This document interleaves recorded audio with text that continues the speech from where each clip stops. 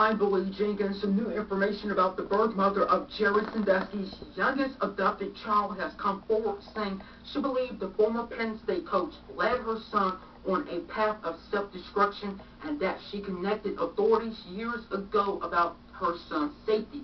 Deborah Long told ABC News in an exclusive interview that sharing her now 33-year-old son, Matt, with Sandusky had been a nightmare after the coach became the boy's guardian via foster care in 1995.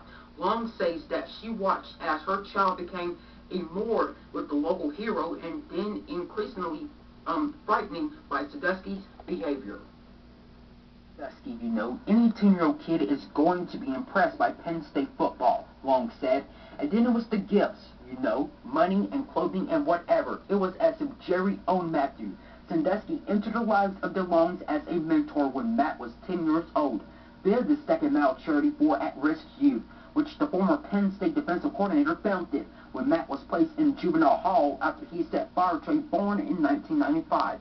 He soon entered the Sandusky home as a foster child. He was adopted by Sandusky as an adult at age 18. Matt Sandusky, now 33, is not named as one of the 10 victims in the grand jury presentment outlining the charges against the coach. He insists he was not abused by his foster father, but Deborah Long states that the once welcome Sandusky soon became a source of fear for her son as he would take the boy out of school when he was 15 years old, unbeknownst to her. My son was afraid of Jerry. If Jerry said don't talk, he didn't talk.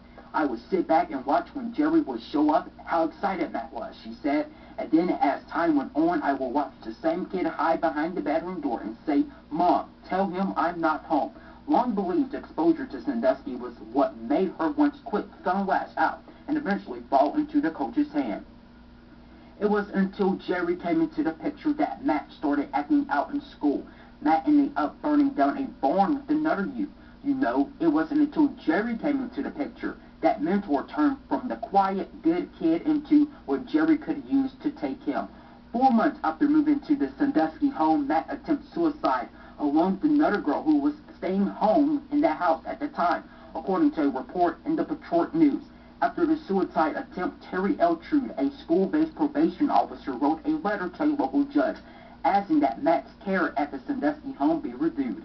The probation department has some serious concerns about the juvenile's safety and his current progress in the placement with the Sandusky family, Trude wrote.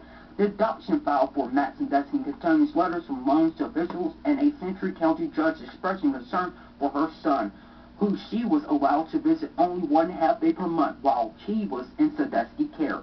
Matt Sandusky, who is one of 5 boys adopted by Sandusky, and his wife, still supports Jerry after he was arrested on charges of 40 counts of sexual assaults with 10 minor boys over 15 years. Matt even brought his children to visit Sandusky after his November 5th arrest. Now back here now, but the mother of Matt's kids admittedly went to court to obtain an order preventing Sandusky from being alone with her children. By court order, Sandusky is now not allowed unsupervised contact or overnight visits with his grandchildren. Reporting for State College, Pennsylvania, I'm Jenkins.